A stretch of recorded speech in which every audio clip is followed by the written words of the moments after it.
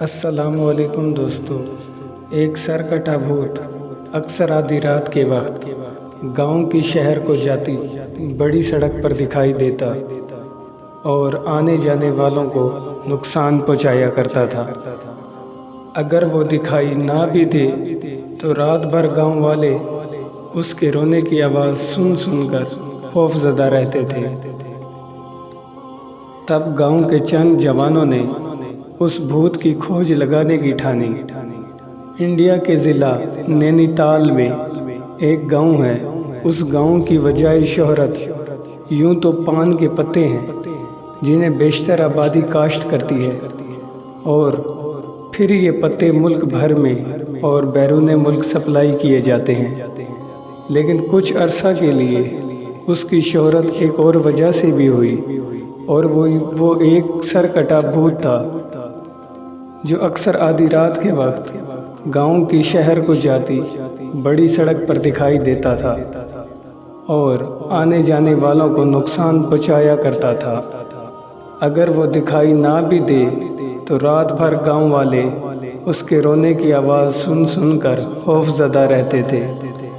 تب گاؤں کے چند جوانوں نے اس بھوت کی کھوج لگانے کی ٹھانی اور ایک رات اکٹھے ہو کر اس طرف چل نکلے جدھر یہ بھوت اکثر دکھائی دیتا۔ اس کی آواز آتی۔ ان میں ایک نوجوان اوم تارا تھا جسے کالے جادو کی کچھ سدھ بدھ تھی، اور وہی باقی جوانوں کو اپنے ساتھ لے کر آیا تھا۔ اسی نے بعد ازاں ایک اخبار کو اپنی کہانی سنائی۔ وہ نوجوان ایک جگہ درخت کی اوٹ میں ہو کر بھوت کا انتظار کرنے لگے۔ رات گہری ہو گئی تو ان نوجوانوں کو فاصلے پر وہی آواز سنائی دی، جیسے کوئی چیخ رہا ہو اور جیسے کوئی شدید تکلیف میں مبتلا ہو۔ تمام نوجوان چوکنے ہو گئے اور انتظار کرنے لگے کہ کیا واقعی بھوت ظاہر ہوتا ہے یا پوشیدہ رہتا ہے۔ آخر انہوں نے فاصلے پر ایک ہیولہ دیکھا جو آہستہ آہستہ ان کے قریب ہو رہا تھا، اور اس بات میں بھی اب کوئی شبہ باقی نہیں رہا تھا کہ آواز اسی ہیولے کی سمت سے آ رہی تھی، اور یہی وہ بھوت تھا جس کے خوف نے سارے گاؤں کو اپنی لپیٹ میں لے رکھا تھا۔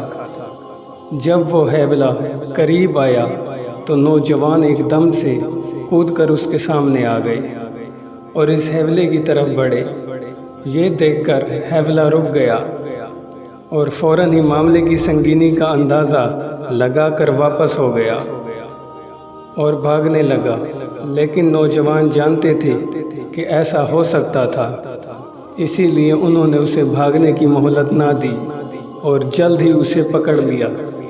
تب انہوں نے دیکھا کہ وہ ان کے گاؤں کا ہی ایک کسان تھا اور اپنا سر چادر میں ڈھانپے ہوئے تھا۔ نوجوانوں کو جب اندازہ ہوا کہ یہ کوئی بھوت نہیں تھا بلکہ ان کا جانا پہچانا شخص تھا، تو انہوں نے اسے زد و کوب کرنا شروع کیا۔ تب اپنی جان بچانے کے لیے وہ کسان گڑ گڑایا کہ اسے معاف کر دیا جائے، اور تب اس نے انہیں بتایا کہ ایسا وہ اس لیے کرتا تھا کیونکہ اس نے اپنے کھیتوں کو پانی دینا ہوتا تھا۔ یوں آوازیں نکالنے سے وہ لوگوں میں خوف پیدا کرنا چاہتا تھا تاکہ کوئی اس طرف نہ آئے اور نہ یہ دیکھ سکے کہ وہ کسی دوسرے کے کھیت میں سے پانی کاٹ کر اپنے کھیت میں لگا رہا ہے۔ یوں اس بھوت کا راز بستی والوں پر آشکار ہوا۔